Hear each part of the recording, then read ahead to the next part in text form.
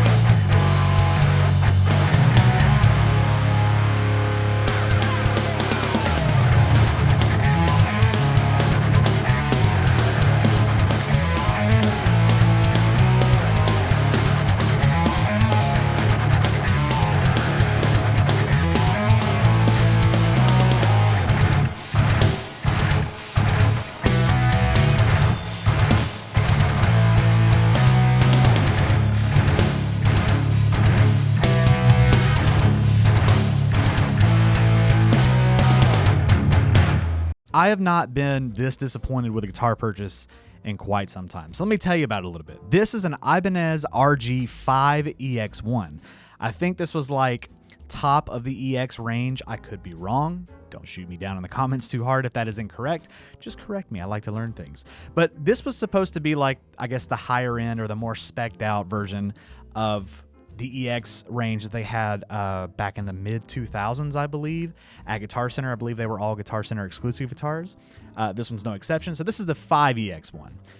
This range is pretty special to me because my very first real electric guitar was a Ibanez RG2EX1, which I like that one a lot better than this one, but I've wanted one of these for a while, and I gotta say I am sorely disappointed. So you want to stick around if you're thinking about looking at one of these, because I'm gonna tell you the one big flaw with these. But before we do that, please make sure you like, subscribe, hit the bell notification, all the good YouTube stuff. Check links in the description if you want to help support this channel in any other way besides just subscribing.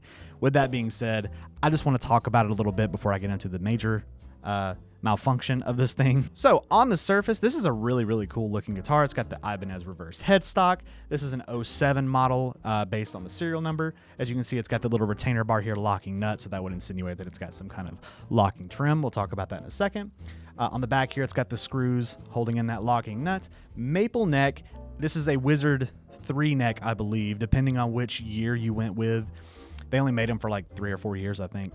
I think the first runs were Wizard 2 necks. The second or later runs were Wizard 3. I don't really know the difference. I'm not a big Ibanez player anymore, so I mean, it feels like an Ibanez. Super thin neck, super fast to play. I really enjoy it. One thing that I really did like about this guitar was the fretboard itself. So it is a beautiful piece of rosewood. It's got the darker shark tooth inlays on it, which, I mean, when you oil it up, they just pop so much. This looks really nice. Coming out of the body, it weighs, you know, about what you would expect a heavier Strat to weigh, or a typical Ibanez for that matter.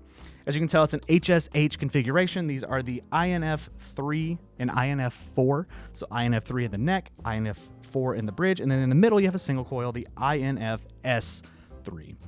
All the positions sound pretty good. I really like this neck pickup.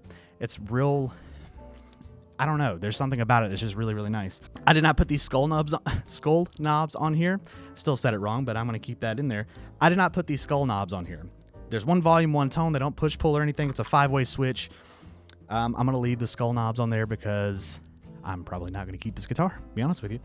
As we come down to the problem area, yes, this is the problem here, and it is the tremolo.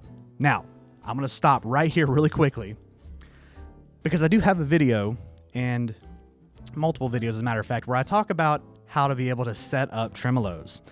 That really applies to Floyd Roses. Okay? Evidently, there is a difference. Ibanez use what's called the Edge system, right? So this one, I believe, is the Edge 3, which when I was looking up these guitars at one point, that was the major problem that a lot of people had, was this tremolo, the Edge 3 tremolo. It would not stay in tune, is what a lot of people said. And here on the screen now, you're probably going to see a post that I actually screen recorded on my phone the other day just to show you that everybody seems to have a problem with this. Now me, obviously saying and have said on this channel multiple times that cheap trims are not bad if you know how to set them up correctly. I even have a video talking about how you can set them up correctly and why you need a Floyd Rose, all that kind of stuff. Well, I think I've met my match because this thing is a big piece of shit. This thing is awful. I don't really know why it's so bad, but it's bad. This is what I mean. So we're kind of in tune. Now let's hit it and see what happens.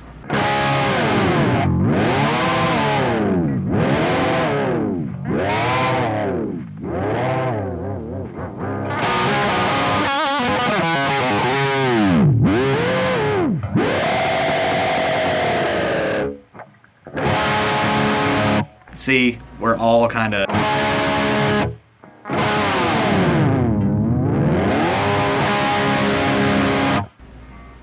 It's just very unstable, unsturdy. I mean, I've had numerous other Floyd Rose guitars that I have just hammered to hell and it's been fine. But this one, this tremolo right here, it can't handle it.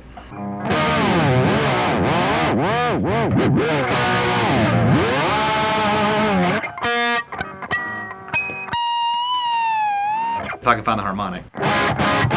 See, it's just... You would think Ibanez could handle it if anything. Sorry you're seeing my chin, but there you go, in action.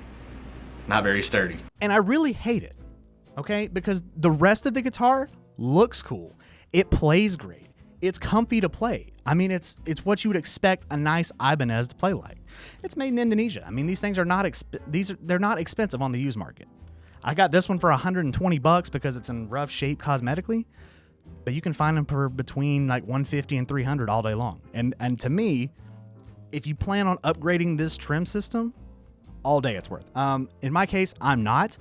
I wanted something that I could just kind of not have to dump a bunch of money into. That's the big issue with these, is this tremolo. On this one in particular, there was one other big issue that I did address and fix, and I'll tell you how I did it. But it's on the back here. So as you can see, there are some springs in the back here. Obviously, the springs are a little worn. That could be part of the problem with the tuning stability, but I have changed the springs on it. I had some spare springs and it didn't really change anything. But this screw right here, the hole was stripped. And the way that someone tried to fix it is they tried to jam a broken toothpick in there, which you're half right. That's how you're supposed to do it. But you also need to put some tight bond in there. And they didn't do that. So as I was, adjusting everything, that screw with the springs at like full tension, the strings at full tension started to pop out. It started to kind of out of there. And for my life, I was holding this claw up, loosening the strings to try not to have one of these things fly in my face or fly against my body, because that would probably hurt. It does not have the back cover, so I couldn't put the back cover on there just because of that. It's just how I got it. But like I said, this thing, it sounds cool. It plays great. It's got a lot, the 5-way switch and all that kind of stuff. Everything works on it. But the tremolo is a piece of garbage. I just want to make you aware of that. If you're looking at an Ibanez RG5EX1 and it's got the Edge 3 tremolo on it or whatever came stock on it, I could be wrong. Look it up, but just skip on it. Or if you plan on upgrading it, that would be the first upgrade that I would make, is to upgrade that tremolo, because I promise you, you'll have a much better time playing it, setting it up, all that kind of stuff than I did. And clearly the internet was right on this one. So there you go, guys. The Ibanez RG5EX1. You know my gripe about it. If you don't believe me, go pick one up for yourself, play it stock, and see how much of a headache it gives you. Again, make sure you like, subscribe, hit the bell notification, all that good stuff, so you stay informed when I upload new videos. I try to upload at least once a week, sometimes more, depending. I do have something else cool coming along, so make sure you subscribe, check it out, and I'll see you guys in the next video.